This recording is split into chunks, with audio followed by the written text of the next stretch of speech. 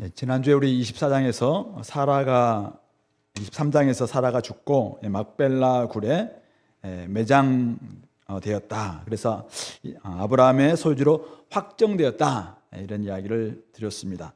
오늘 24장 1절은 이렇게 시작합니다. 아브라함이 나이가 많아 늙었고 여호와께서 그에게 범사에 복을 주셨더라. 사라는 죽고 아브라함은 나이가 많아 늙었습니다. 아브라함의 시대가 끝나가고 있구나라는 것을 말해주고 있는 것이죠. 창세기 24장은 아브라함으로 시작해서 이삭으로 마무리됩니다. 우리 24장 마지막 절 67절인데요. 이삭이 리브가를 인도하여 그의 어머니 사라의 장막으로 들이고 그를 맞이하여 아내를 삼고 사랑하였으니 이삭이 그의 어머니를 장례한 후에 위로를 얻었더라. 리브가가 이제는 이 하란에서 헤브론으로 돌아오는데 아브라함은 등장하지 않고 이삭이 등장합니다. 이삭이 리브가를 맞이했다. 결국은 아브라함에서 주도권이 이삭으로 넘어가고 있다. 이것을 보여주고 있습니다. 그래서 오늘 아브라함은 이삭의 아내를 구하기 위해서 자기 집 모든 소유를 맡은 늙은 종, 관록 있는 종, 그 종을 지금 하란으로 보내고 있는 것입니다.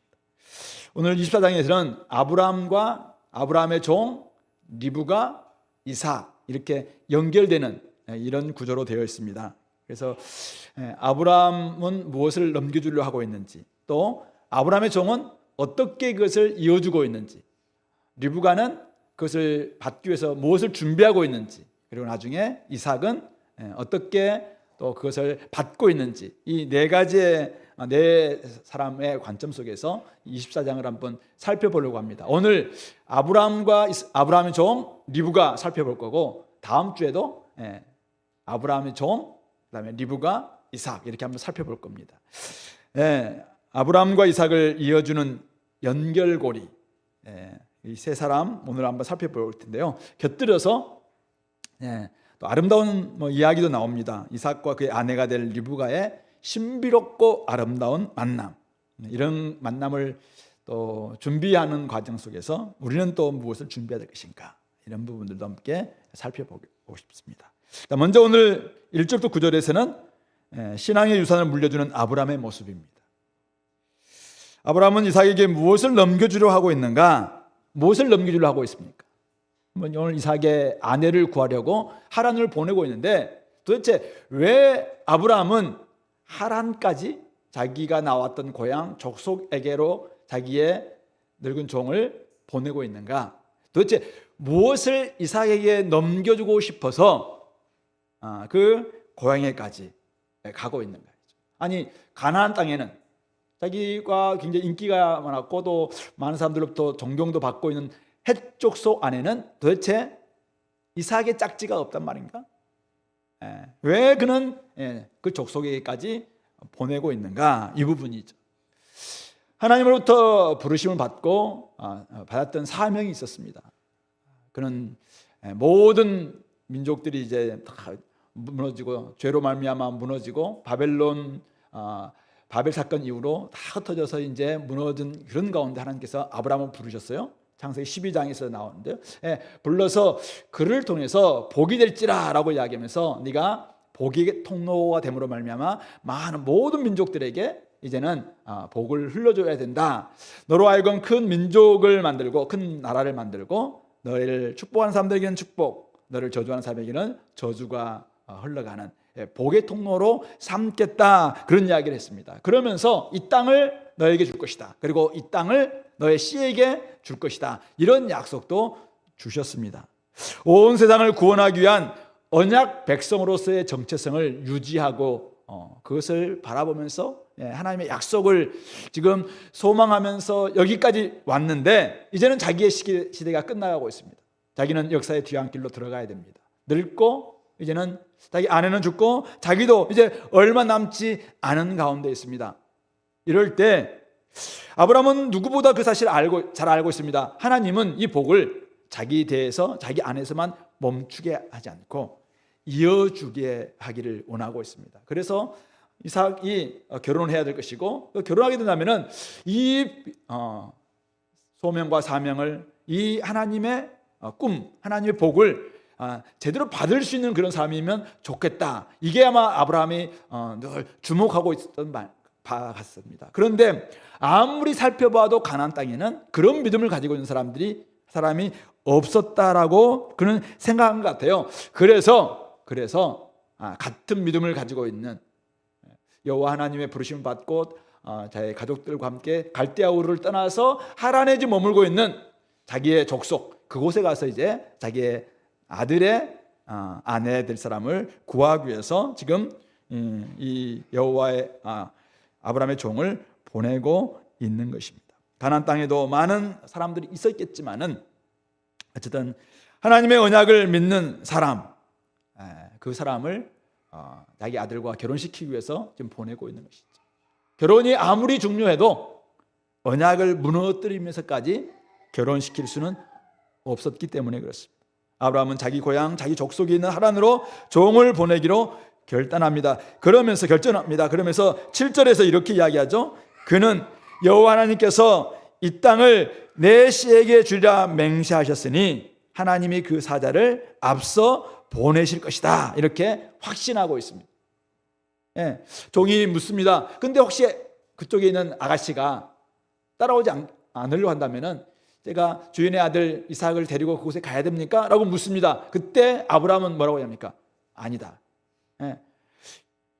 이 땅을 내 씨에게 주리라 하나님께서 명세하셨기 때문에 하나님께서 그 약속을 지키실 것이다. 그러므로 하나님이 그 사자를 네 앞서 보낼 것이야. 그 확신합니다.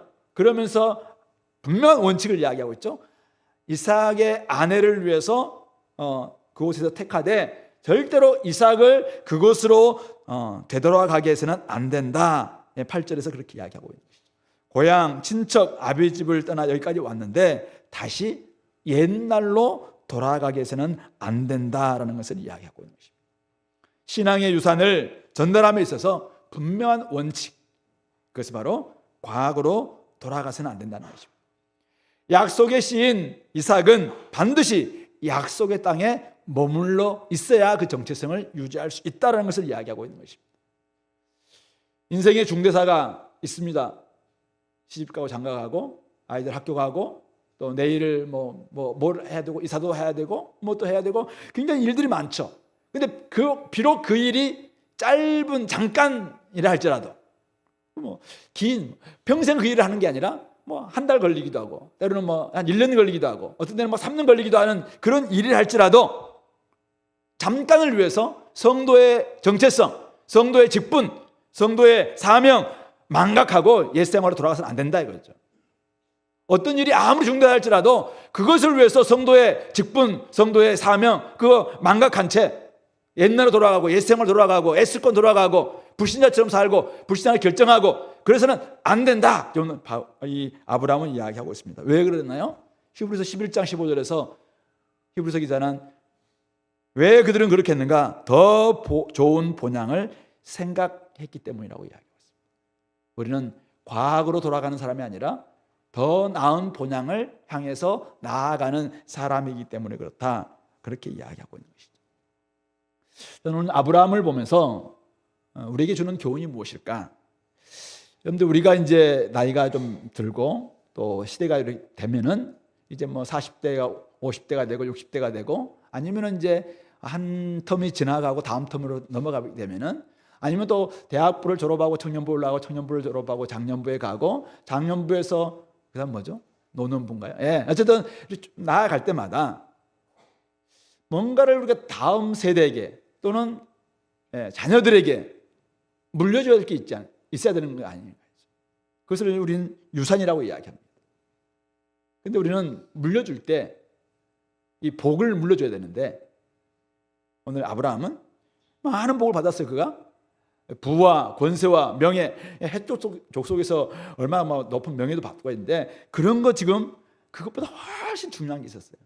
그것이 바로 하나님께서 받았던 그 언약의 복입니다. 하나님께 받았던 모든 민족을 복주게 하는 하나님께 받았던 그 복, 그 소명과 사명, 이것을 그는 받았습니다. 이것을 지금 자녀들에게 물려주려고 합니다. 그래서 이 정체성을 제대로 한번 유지하면서 이것을 물려주려고 하고 있는 것이죠. 이것은 다른 가치였습니다. 이것은 신령한 복이었어요. 하나님께 속한 복, 하늘로부터 내려온 복이었습니다. 바로 그것을 오늘 아브라함은 자기의 이삭에게 물려주기 위해서 그에 걸맞는 사람을 구하기 위해서 지금 사람을 보내고 있다는 것입니다. 성도 여러분, 여러분들에게는 물려줄 유산이 있어야 됩니다. 여러분들은 무엇을 물려주기를 원하십니까? 여러분 자녀들에게, 그리고 여러분들의 후배들에게, 또 다음 세대들에게 여러분들은 어떤 유산을 물려줄 것인가? 이 명확해야 합니다. 어떻게 확인할 수 있습니까? 저는 여러분들이 물려줄 유산이 신앙의 유산이었으면 좋겠습니다. 여러분들이 진짜 신앙을 유산으로 물려줬으면 좋겠습니다. 근데 여러분들에게 가장 중요한 신앙의 유산, 그 내용이 무엇인가요? 그걸 확인하려면 자녀를 붙잡고, 또는 다음 세대가 있어요. 붙잡고 내가 이것을 위해서 어떻게 포기하고 이것을 위해서 어떻게 살았는지를 이야기할 수 있어야지, 저는 그것이 제대로 된 유산이라고 생각합니다. 여러분들은 이것을 위해서 살아왔고 가장 소중한 가치라고 나는 여긴다. 이것을 우리는 이것을 위해 내 시간을 투자했고, 내 재정을 투자했고, 내 인생을 투자했고, 내 젊음을 투자했다. 바로 이거죠, 이거.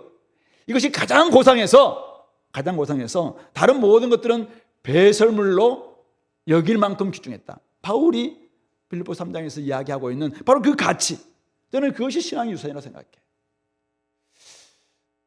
요즘 제가 그런 이야기 들었어요. 중학생이 되니까 초등학교 4학년만 돼도 이제 아니 왜 우리 꼭 주은혜 교육까지 가야 됩니까? 하면서 가까운 교회 가고 싶다. 막 이렇게 이제 막 아이들이 막 외친다는 거예요. 그러니까 이제 고민이 많은 거죠, 부모들도.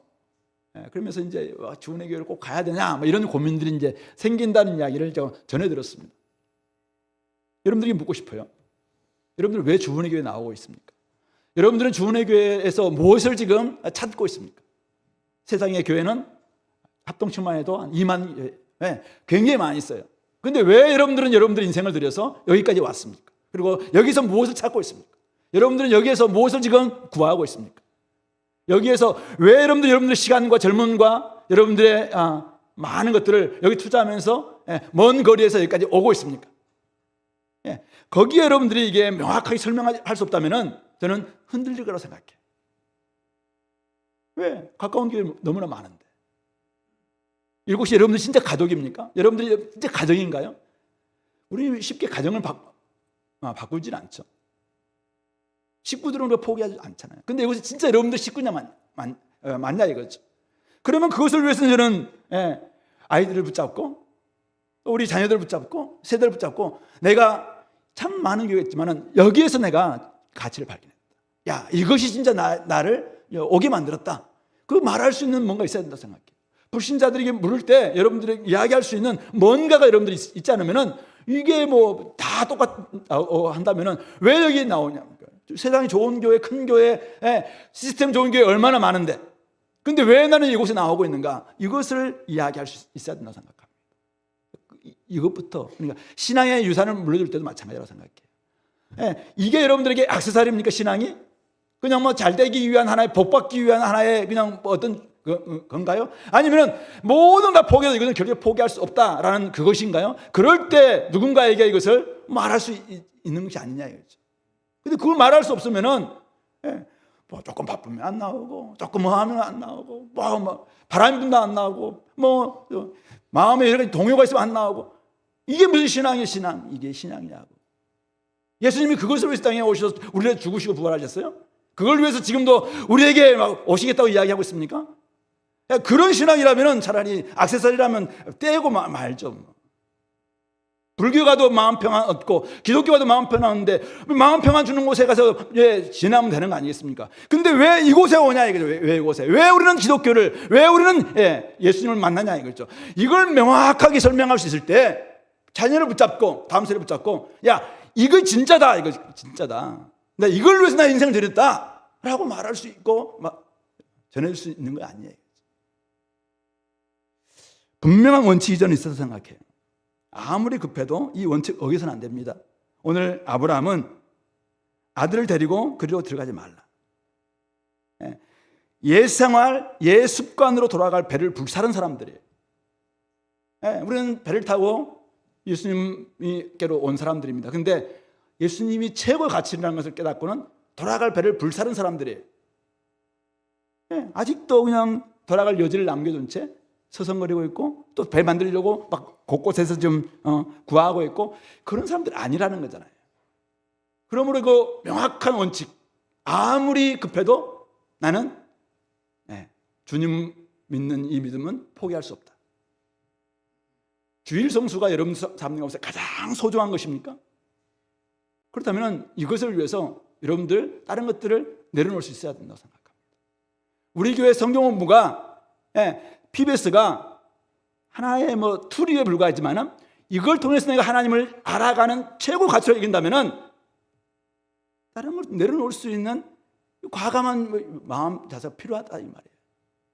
근데 너무 쉽게 집사가 돼도 성경 공부를 안 하고 조장인데도 불구하고 성경 위를 그냥 쉽게 건너뛰고 그래서 여러분들이 뭘 이야기할 수 있겠습니까?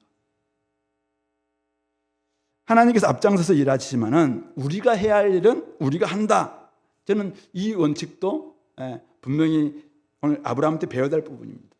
본토 친척 아비 집을 떠난 경험을 가진 사람을 택하는 그 일은 하나님이 해주신 일이 아니에요. 하나님은 앞장서서 오늘 인도하실 겁니다. 근데 언약을 신뢰하는 사람을 찾는 그 일은 믿음의 유산을 받을 적임자를 찾는 그 일은 우리가 해야 됩니다. 우리가 찾고 우리가 키워야 됩니다. 이것을 이런 원칙 가지고 사람을 키워야죠. 오늘 아브라함이 지금 첫 번째 연결고리 첫 번째에서 물려주기를 할 때 바로 이런 가치를 지금 물려주고 있는 거예요. 안 그랬으면은 하나님 복 주신 분이 하나님은 이래도 괜찮고 저래도 괜찮고 그러니까 곳곳에서 에서가 아주 이스마엘이 하듯이 애굽 여인하고 결혼할 수도 있고 가나안 땅 여인하고 결혼할 수도 있고 하지 않겠습니까? 근데 이게 무엇과도 바꿀 수 없는 최고의 가치니까 이거를 위해서 지금 이 늙은 종을 보내고 있는 거 아니에요. 그런 점에서 내가 지금 아브라함의 위치에 있는 분이 계십니까? 뭔가를 물려줘야 될 위치에 있는 분들. 한 학기를 마치고 한 텀을 이제 누군가에게 좀 물려줘야 될 그 위치에 있는 분이 있다면은 나는 무엇을 고수하고 있는지, 내가 최고의 가치를 여기고 있는 것은 무엇인지, 내가 중요한 것, 어떤 전통이 아니에요.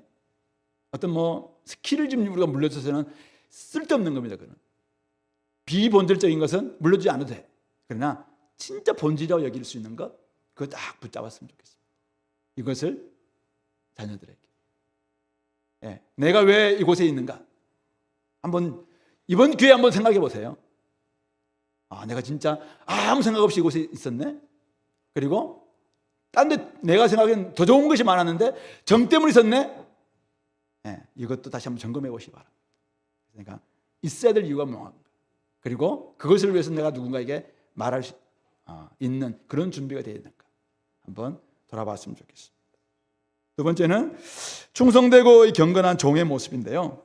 오늘 아브라함의 종이 이런 부탁을 받고 이제 허벅지 아래에 손을 넣고 그 일에 대해서 맹세합니다. 이게 이제 근동지방에 맹세할 때 풍습이라고 하는데 어쨌든 그렇게 하고는 주인의 낙타 중 10피를 끌고 먼 길을 떠납니다. 메소포타미아 나홀의 성에 이르러 낙타를 성 밖 우물 곁에 꿀렸습니다. 헤브론에서부터 이 하란까지의 거리, 제가 어떤 책이 보니까 700이라고 되어 있어서 맞나 싶어서 아침에 다시 한번 GPT한테 물어봤어요. A한테 야 얼마쯤 되냐고 보니까 750km라고 되어 있다. 750km. 그리고 비행기로 항로로 하면 1000km 정도 된다. 그렇게 나와 있어요. 그러니까 성경 시대 때는 750km면은 17일 정도 걸리는 거리다. 이렇게 좀 나와 있더라고요. 그러니까 그런 거리를 지금 이 종이 충성스럽게 나아갔습니다.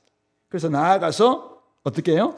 자, 11절. 그 낙타를 성 밖 우물 곁에 꿀렸으니 저녁 때라 여인들이 물을 기르러 나올 때 이 우물가에 도착한 겁니다. 자, 그런데 도착을 했어요. 자, 나홀의 성.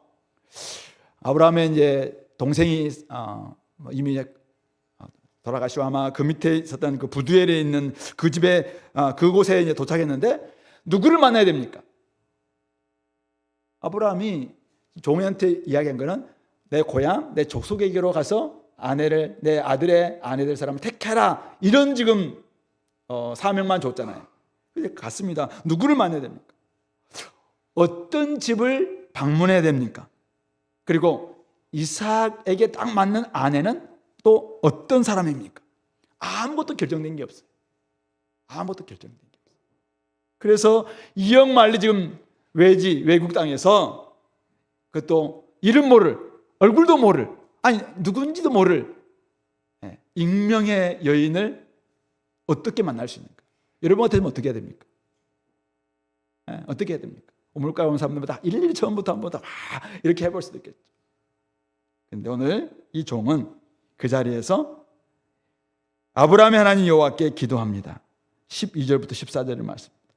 우리 주인 아브라함의 하나님 여호와여. 여호와라는 것은 야훼 하나님, 언약의 하나님을 가리키는 거죠. 원하건대 오늘 나에게 순조롭게 만나게 하사 내 주인 아브라함에게 은혜를 베푸시옵소서.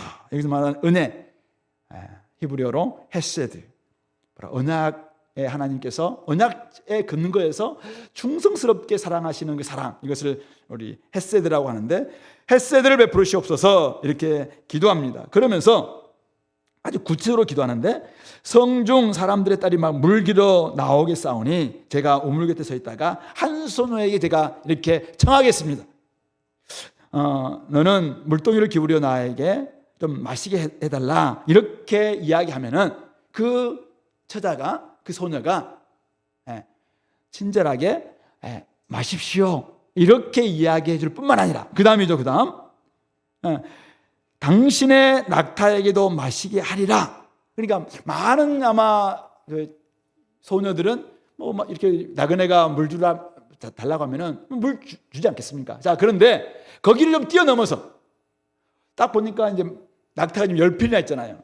10마리나 있는 낙타를 보면서 좀 뭐랄까요? 좀 배려하는 마음 아니면은 좀 센스 있는 이런 태도로 그 낙타에게도 좀 내가 물을 마시게 하겠다라고 말하는 이런 사람, 왜 이렇게 했는지 모르겠지만 어쨌든 이런 사람이면 주의 종 이삭을 위하여 정하신 자로 제가 알겠습니다.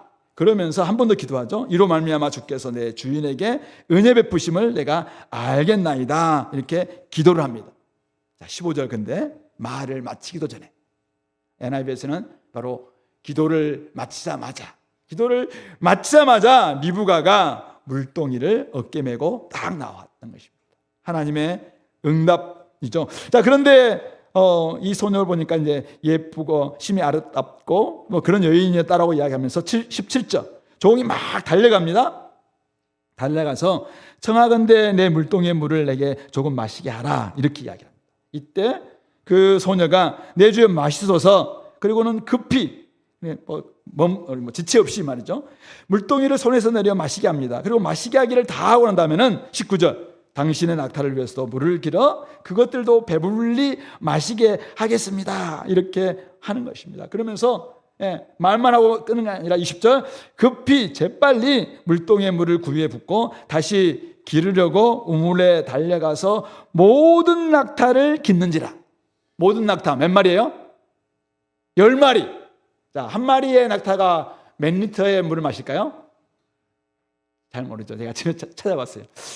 AI한테 물어봤어요. 야, 단봉 낙타가 도대체 한 번에 몇 리터를 마시냐 하고 찾아보니까 놀라지 마세요. 100리터를 마신대요. 100리터. 100리터에서 최대한 120리터까지 마신대. 10마리면은 1톤이 1톤. 1000리터. 이렇게 물을 마신다는 거예요. 그리고는 이제 이 낙타가 한 번 물을 마시고 난 다음에는 4일 동안 물을 안 마시고도 사막을 갈 정도로, 그러니까 이것을 별명이 있대요. 사막의 배다.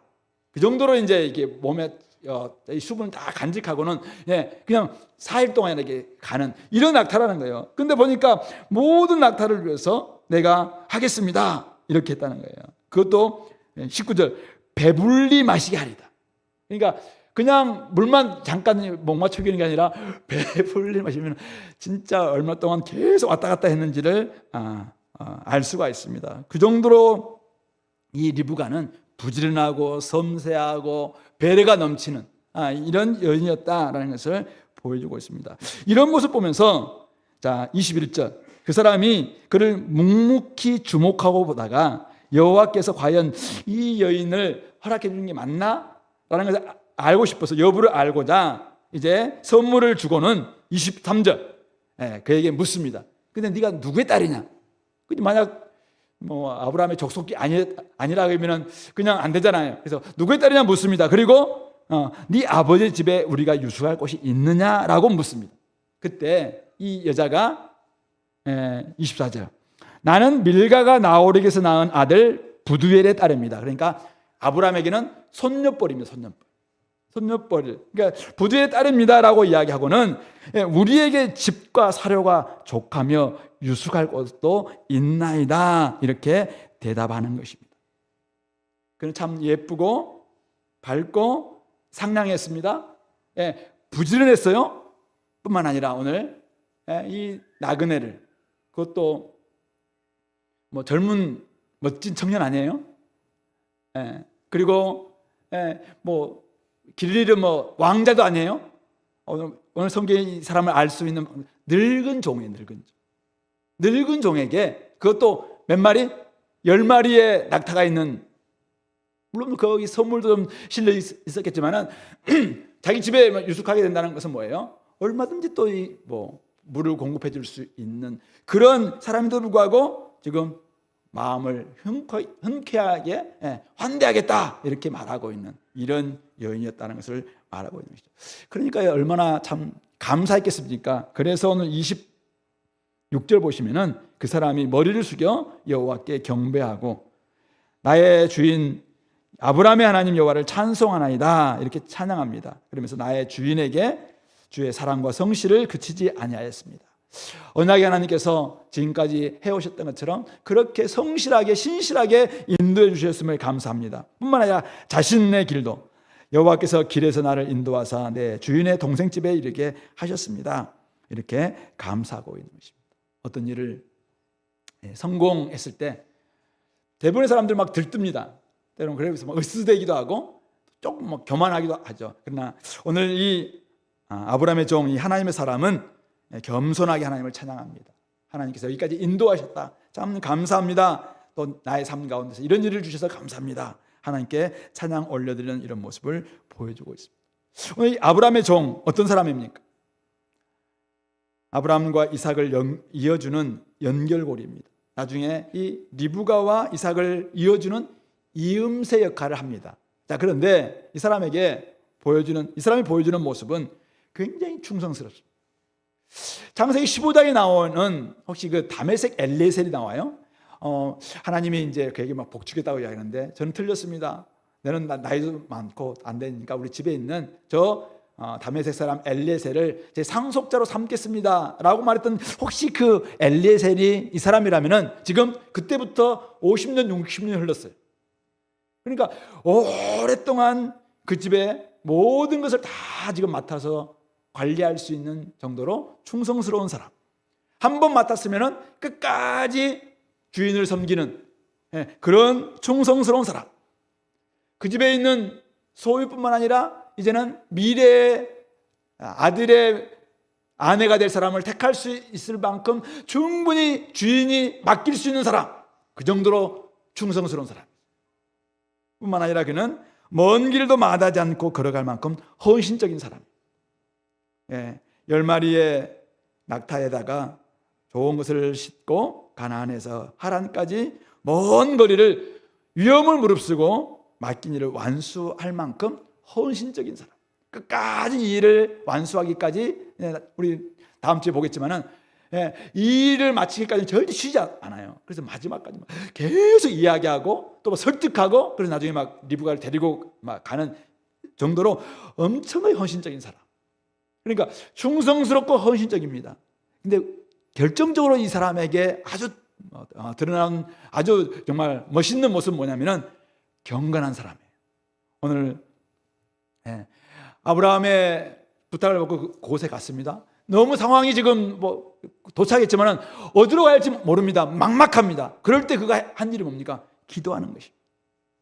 이 사명을 어떻게 감당해야 할지 너무나 막막한 상황인데 그에게는 아브라함이 그동안 보여주었던 기도가 자기에게도 있다는 것을 깨닫고 있습니다. 그래서 그는 막막한 가운데 기도라는 무기를 사용하고 있습니다. 그래서 하나님께 응답받았습니다. 그리고 그런 기도가 응답받았을 때 과제가 해결됐잖아요. 그러면 어떤 사람 같으면 막 웃어대고 또 그냥 막 부러지고 이렇게 할 수 있어요. 근데 오늘 이 사람은 26절 27절 보시면 하나님께 머리를 숙이고 하나님을 마음껏 찬양하면서 자기 앞길을 인도하신 신실하신 주님을 경배하는 이런 모습, 참 경건의 능력이 있구나라는 것을 우리에게 보여주고 있습니다. 오늘 이 아브라함의 종이 우리에게 들려주고 있는 교훈은 무엇입니까? 종에게 요구되는 자질이 바로 이런 것이구나. 어떤 집에 종으로 있다면 그 집을 위해서 충성하는 것입니다. 그 집을 위해서 헌신하는 것입니다. 그 집의 가풍, 그 집의 신념, 그 집의 모든 것을 온전히 알고 그것을 위해서 온전히 헌신하는 사람, 이런 사람이 그 집의 종입니다. 우리가 하나님의 종이다, 그리스도의 종이다, 주의 종이다 라고 한다면 어떻게 해요? 하나님의 나라와 하나님의 뜻과 하나님의 마음과 하나님의 온전한 것들을 온전히 드러낼 수 있는 이런 사람이어야 됩니다. 아브라함의 집에 머물면서 아브라함의 믿음과 아브라함의 기도와 아브라함의 헌신을 보아서 그대로 이것을 지금 실행하고 있는 사람이 아브라함의 종이라면은, 그렇기 때문에 그가 아브라함의 신앙을 이삭과 연결시켜주는 이음새 역할을 하고 있습니다. 어쩌면 잘 보이지 않는 곳에서 그는 열심히 감당함으로 말미암아 결국 아브라함이 주고 싶어 했던 그 신앙의 유산이 리브가를 잘 좀 택하게 되고 그리고 그것을 이삭에게 연결시켜주는 그 이음새 역할을 잘 하고 있다는 것입니다. 이음새는 잘 보이지 않습니다.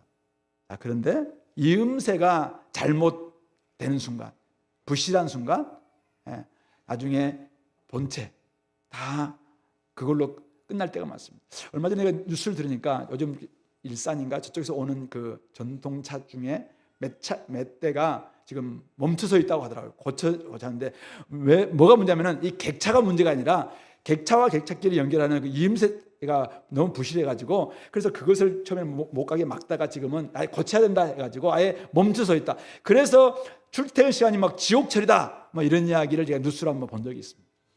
잘 보이질 않지만 이 이음새가 잘못되면 이렇게 된다는 것입니다. 저는 그런 점에서 잘 보이지 않는 곳에서 열심히 섬기고 있는 우리 조장님들, 교사들, 부장님들, 코디들, 여러분들은 이음새들입니다.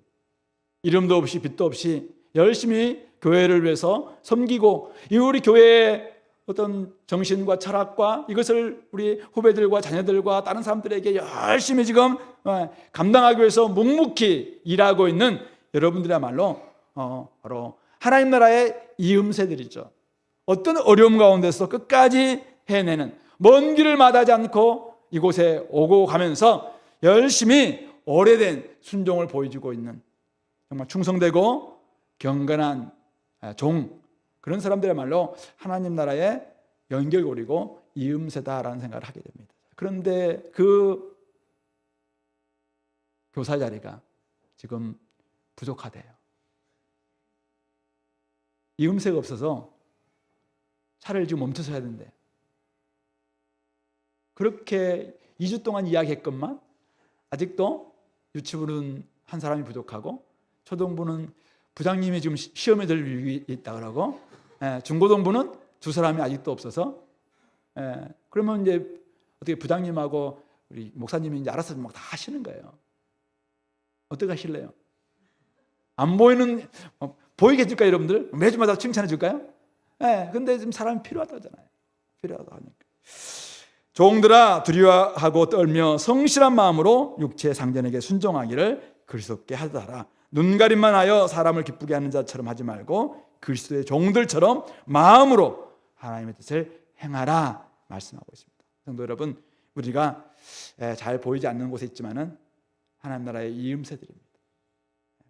헌신하고 충성스럽고 경건하게 열심히 좀 하다 보면은 그런 모습들이 다른 사람들에게 전달되면은 나중에 그곳에서 하나님의 꽃이, 하나님 나라가 막 이렇게 열매로 만들어질 줄로 믿습니다. 그런 일에 헌신하는 우리 공동체가 될 수 있길 바랍니다. 이제 한 사람 바로 리브가인데요. 오늘 18절부터 보시면은 리브가의 15절부터 한번 볼까요?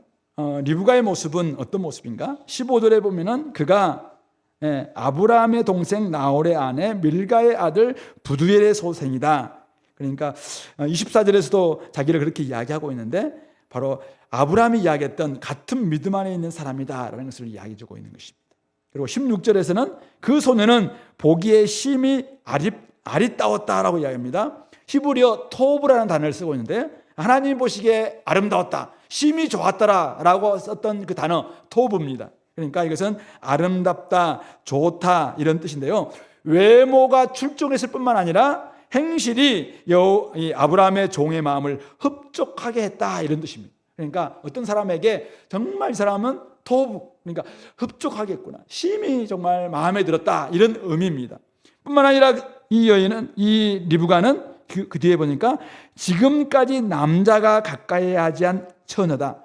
남자가 싫어했다 이 말이 아니라 처녀라 이 말이죠. 순결을 지켰다 이 말을 이야기하고 있는 것이죠. 그러니까 그는 동정녀였다 이걸 이야기하고 있습니다.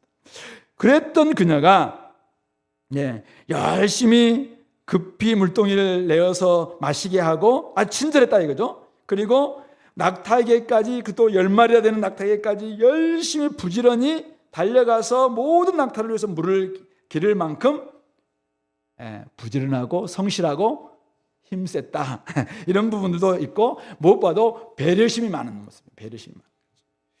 제가 사실은 좀 주목했던 부분들은 그것뿐만 아니라 아까 이야기했던 23절 24절이었어요.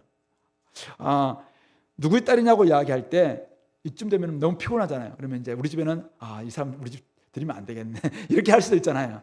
근데 자기가 다 누구 딸이 이야기하면서 집에 얼마든지 당신들 와서 유숙할 수 있는 것이 있습니다. 지금 무엇 때문에 이곳에 왔는지 아직 본론 이야기하지도 않았어요. 집에 가서 나중에 이제 그 부모님께 이야기될 부분이잖아요. 근데 지금 얼마든지 집에 와서 집과 가축이 먹을 사료가 족하기 때문에 유숙할 것도 있습니다. 환대하려고 하는 이 마음이 굉장히 있는 이런 여인이 오늘 리브가였다라는 것을 보여주고 있습니다.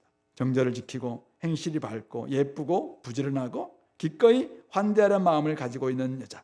나중에 보면은 이제 뒤에 보면은 믿음의 결단, 가야 될 때 분명하게 가겠습니다. 다 믿음의 결단을 하는 그런 여인이기도 합니다.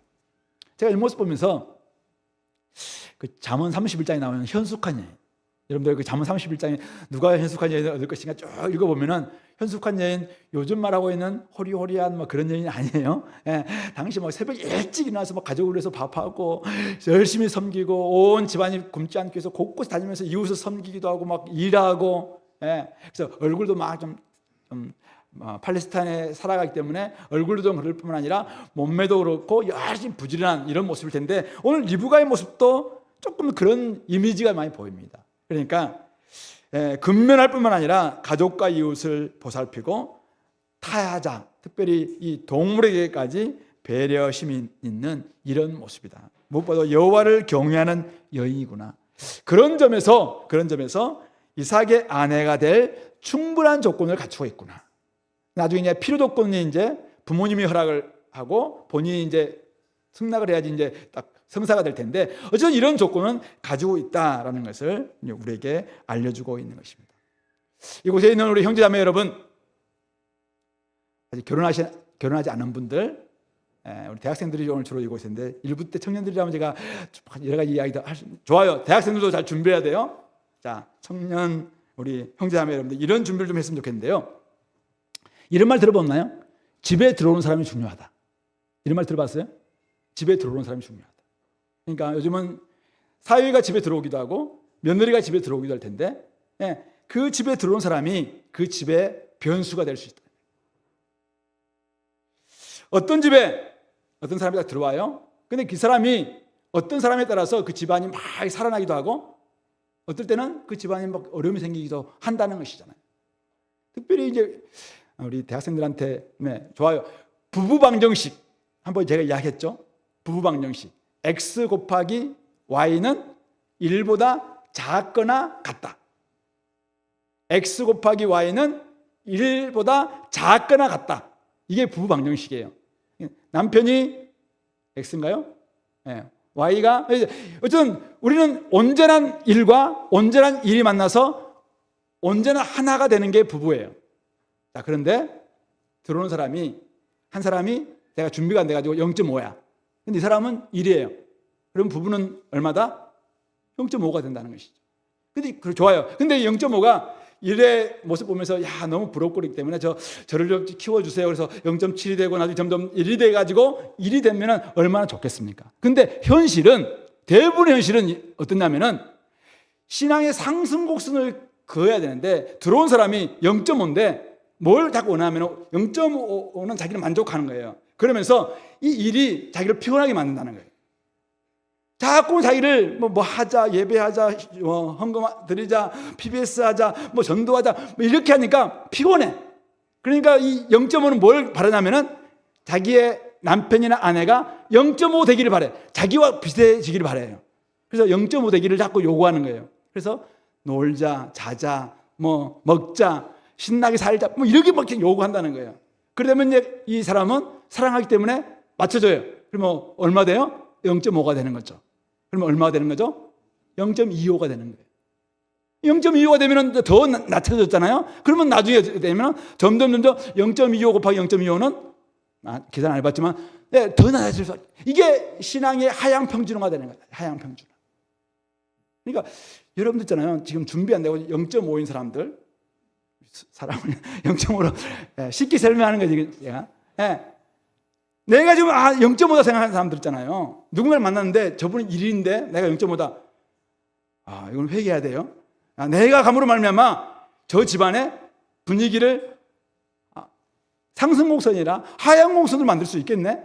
이 책임감을 가져야 돼요. 그러면 어떻게 해요? 다 끌어올릴 준비를 해야지. 근데 우리는 배운 사람들은 끌어올 준비가 아니라 끌어내릴 생각한다니까요. 이런 경우를 내가 한두 번 본 게 아니에요. 그런 점에서 여러분들 사람 만나는 게 너무 중요합니다. 착한 사람 참 중요해요. 근데 진짜 믿음의 사람이어야 합니다. 그리고 믿음은 본격적인 신앙생활은 어디에 나타납니까? 어떤 일을 할 때, 어떤 일을 하고 난 다음에 결정됩니다. 대학생 시절 때는 조금 온실이에요. 아니, 고등학교 시절에서 대학 올라갈 때 조금 어떤 일을 하고 난 다음인데 이때, 그러니까 고등학교 신앙생활을 잘했다 할지라도 대학 가고 난 다음에 내가 신앙생활이 결정되잖아요. 근데 대학 시절 때도 조금 온실 같아. 근데 직장 생활을 할 때 내가 나의 생활이 무엇이냐 이거죠. 그런 점에서 대학 갔을 때 나의 모습은 무엇인가 준비해야 됩니다. 또 직장 생활을 할 때 나는 취직하고 난 다음에 나는 어떤 모습이어야 될 것인가. 아기가 태어나기 전에는 두 사람 괜찮을 수 있어요. 근데 아기가 태어나는 순간 모든 세상의 중심은 아기가 될 가능성이 굉장히 많죠. 이럴 때 나의 신앙은 무엇인가 드러날 것입니다. 아기가 키워서 이제 초등학교 3학년 때가 괜찮아요. 요즘은 4학년만 돼도 좀 고학년 이제는 뭐 온 세상에 지금 공부에 관심은 여기 있잖아요. 대치동에 관심 있잖아요. 그러니까 대치동 정신으로 아이를 키우려고 하는 여기서 우리 신앙이 드러난다고 생각해요.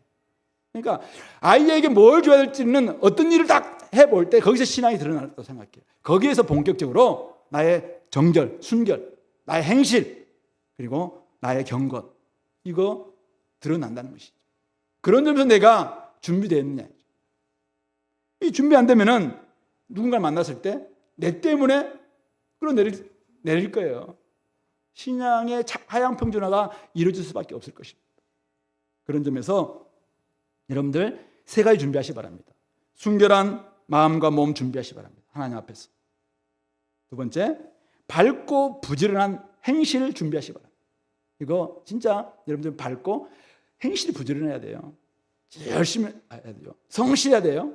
신앙이 준비되어 있는데 불성실해가지고 그냥 막 대충 하고 이렇게 하면 안 돼요. 진짜 부지런해야 됩니다. 네, 누가 뭘 할 때도 막하게 해서 장학금도 좀 받고 막 열심히 공부하고, 그리고 나중에는 직장 일도 좀 부지런하고 행실 준비해야 됩니다. 역량 준비해야 됩니다. 세 번째, 전천후 작동할 수 있는 경건의 능력을 준비하시고, 이거는 온실 속에서는 경건의 능력이 막 드러날 것 같아. 훈련시킬 때는 드러날 것 같아. 근데 훈련이 끝나고 실전, 이곳에서 경건의 능력이 드러날 수 있는, 이거 준비해야 됩니다. 이게 준비돼야지 어떤 신앙을 우리가 딱 물려받았을 때 이것을 지켜낼 수 있고, 이것을 내 안에서 막 작동시키고, 그리고 나한테, 다른 사람들한테 그 결과물을 물려줄 수가 있다는 말씀이죠. 근데 이게 준비 안 되면은 어때요? 뭔가를 물려받았는데 그냥 작동도 해본 적이 없기 때문에, 신앙으로 결단해 본 적도 없기 때문에 그냥 흐지부지하다가 나중에 껍데기만 물려주는 이런 모습이 될 수 있다는 것입니다. 그런 점에서 내가 요즘 우리 집에서 어떤 요소인가, 그리고 나는 다음 사람을 위해서 얼마만큼 준비되고 있는가, 이것을 한번 생각해 볼 수 있었으면 좋겠습니다. 결정적인 순간, 우리 다음 주에 보게 될 결단의 신앙으로 우리 표현할 수 있게 되기를 간절히 소망합니다. 말씀을 맺겠는데요, 오늘 한국교회의 고민, 저의 고민이기도 한데요, 어떤 교회가 있습니다. 300명 정도 나오고요, 교회를 짓고 있어요. 근데 지금은 예배 드릴 때 찾죠. 근데 다음 세대가 없어요. 그 교회는 어떻게 될까요? 교회당을 많이 돈 들여서 짓고 있어요. 그러니까 너무 고민스럽다는 거예요. 누군가가 이야기합니다. 목사님은 참 좋겠어요. 왜? 목사님 자녀들은 교회 다니잖아요. 아니, 교회 다니는 게, 목사 자녀가 교회 다니는 게 그게 감사한 일이야? 다행이야? 왜? 목사 자녀들 중에서 교회 안 다니고, 장로님 자녀 중에서, 권사님 자녀 중에서 교회 안 다니는 사람들이 많대요. 그렇게 하면서 막 저한테 그렇게 이야기하는 거예요. 예, 자녀들이 교회를 안 간다는 거예요. 예, 우리가 어떻게 해야 될 것인가, 이 고민이 지금 우리 한국교회 좀 고민이라는 거예요. 그러면서 저의 이제 기도 제목이자 고민도 최근에 들어서 있는 거죠.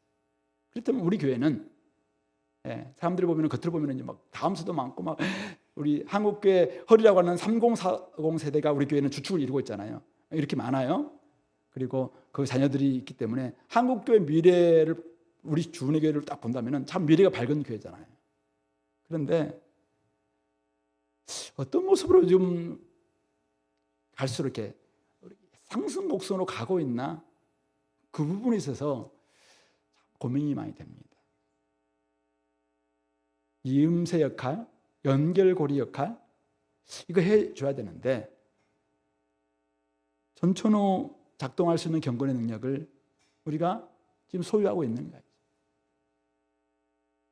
기도회가 있는데도 불구하고 정말 기도하는 사람이 있는가? 성경 공부가 있는데 말씀 앞에서 진짜 회심하고 삶을 완전히 바꿔내는 사람이 있는가? 전도가 있는데, 전도 시스템이 있는데 그 전도에 진짜 내 안에서 이것이 최고의 가치이기 때문에 너무 좋아서 이것을 막 전하는 것을 기뻐하는 이 전도의 뭐랄까요, 영향력, 이런 것들이 있는가? 이런 부분들에 있어서 좀 고민이 있습니다. 어떤 길 가는데 집 거기에 그 아저씨들이 열심히 몰래 쪼고 있더라고요. 뭘 쪼은가 보니까 이음새 나사들이 자꾸 풀려 있어가지고 이음새를 되게 막 쪼으니까, 이음새 잘못되면 다리가 무너질 수 있으니까 막 쪼고 있는 모습 봤어요. 아무리 본체 좋아도, 아무리 객차 좋아도, 이음새 잘못되면 금방 당하게 전복될 수밖에 없습니다. 그런 점에서 여러분들은 지금 어떤 위치에 있습니까? 어떤 사람은 아브라함의 위치, 어떤 사람은 아브라함의 종의 위치, 어떤 사람은 이것을 받을 리브가의 위치에 있을까 생각합니다. 어떤 사람도 나중에 이삭의 위치에 있겠죠. 다 나름대로 그 위치에 있을 텐데, 자기 위치 속에서 나름대로 우리 교회에서 시니어라고 생각하시는 분들, 그리고 이제 다음 세대에게 뭔가를 물려줘야 된다고 생각하시는 분들 한번 고민해 봤으면 좋겠습니다. 나는 무엇을 전해주려고 하고 있는가? 아브라함이 전해주고 싶었던 그거 전해주려고 하고 있는가? 한번 돌아봤으면 좋겠습니다. 아브라함의 종에 위치해 있는 분들, 나는 이 일을 어떻게 이어주고 있는가? 헌신적인가? 충성하고 있는가? 경건의 능력을 막 체험하면서 이것을 지금 보여주고 있는가? 그리고 받는 위치에 있다면 나는 얼마만큼 준비되고 있는가? 순결로 준비되고 있는가? 정결로 준비되고 있는가? 그리고 행실로 준비되고 있는가? 무엇보다도 나중에 믿음으로, 믿음의 열매로 할 수 있는 환대와 다른 사람을 배려하고 뭐 이런 것을 할 수 있는 그런 준비가 되어 있는가? 이 12월은 올해와 내년을 이어주고 또 우리와 다음 사람을 이어주는 그런 시기이고 시간인 것 같습니다. 이럴 때 여러분들이 내가 좀 어떤 연결고리로서 작용하고 있는지, 또 앞으로 좀 할 것인지 돌아보시면서 좋은 연결고리, 이음새가 되도록 자신을 좀 더 쪼우고 주님 앞에서 회복하는 그런 시간 될 수 있기를 바랍니다. 같이 한번 기도할까요? 말씀을 좀 생각하시면서 오늘 이 메시지가 여러분들에게 주시는 교훈은 무엇인가요? 아브라함을 통해서, 아브라함의 종을 통해서, 리브가를 통해서 받았던 이런 교훈과 은혜가 있다면 그것 가지고 주님 앞에 기도하도록 하겠습니다.